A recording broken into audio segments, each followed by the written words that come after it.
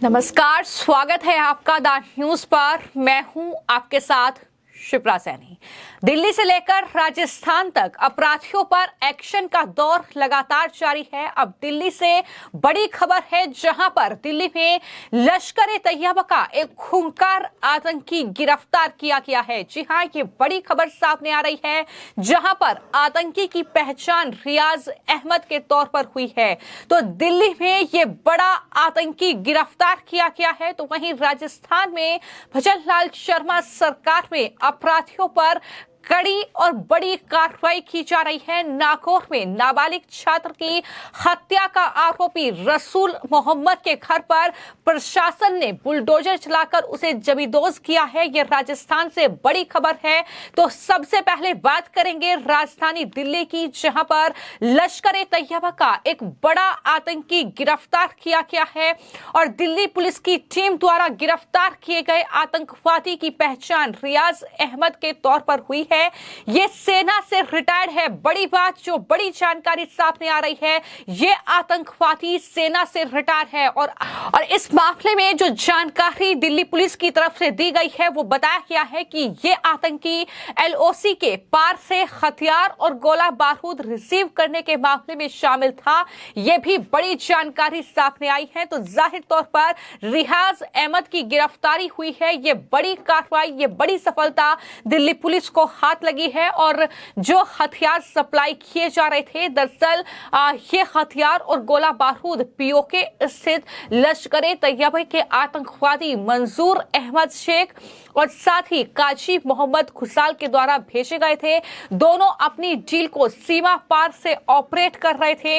यानी ये सेना से रिटायर है रियाज अहमद और किस तरीके से जो आतंकी संगठन है लश्कर-ए-तैयबा, उसके लिए यह काम करता है। और अब इसे दिल्ली पुलिस ने नई दिल्ली रेलवे स्टेशन से गिरफ्तार किया है। इस पूरे मामले में जो डीसीपी रेलवे हैं, उनकी तरफ से जानकारी दी गई है। पीएस मल्होत्रा, उन्होंने ये जानकारी दी है कि जम्मू कश्मीर में जांच एजेंसियों से विशेष जानकारी उन्हें मिली थी कि कुपवाड़ा का रहने वाला रियाज अहमद राथर जम्मू कश्मीर हाल ही में पकड़े गए आतंकी मॉड्यूल मामले में वांटेड चल रहा है। और इसके अलावा जानकारी ये भी मिली थी कि रियाज अहमद फरार है और जल्द ही दरअसल वो दिल्ली पहुंचेगा, जिसके बाद दिल्ली पुलिस एक्टिव हुई और नई दिल्ली रेलवे स्टेशन जब वो पहुंचा तो वहां से उसे दबोच लिया गया और दिल्ली पुलिस सूचना के आधार पर कार्रवाई करते हुए पुलिस टीम ने 4 जनवरी की सुबह रियाज नई दिल्ली रेलवे स्टेशन के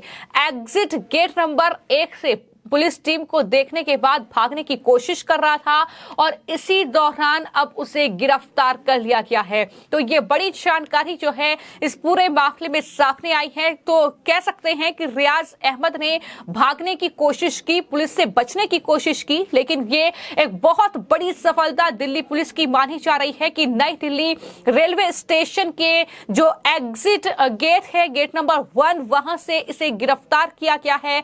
लश्कर-ए-तैयबा का जो मॉड्यूल है, उसके लिए यह काम करता है।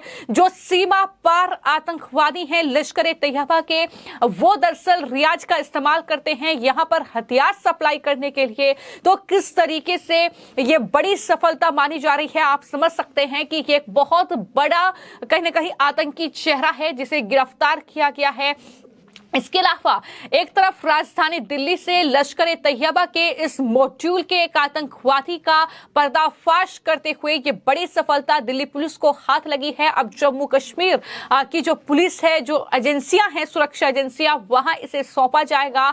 लेकिन दूसरी तरफ राजस्थान में भजनलाल शर्मा की सरकार में अपराधियों के खिलाफ एक्शन लगातार जारी है और राजस्थान के नागौर से जो मामला सामने आया था, जहां पर नाबालिग छात्र की हत्या की गई थी, लेकिन उस हत्या के आरोपी रसूल मोहम्मद के घर पर प्रशासन ने 5 फरवरी को बुलडोजर चलाकर उस घर को जमींदोज कर दिया है। मैं आपको जानकारी दे दूं कि उसी घर में दरअसल रसूल मोहम्मद ने उस छात्र की हत्या की थी और उस घर को अब जमींदोज कर दिया गया है।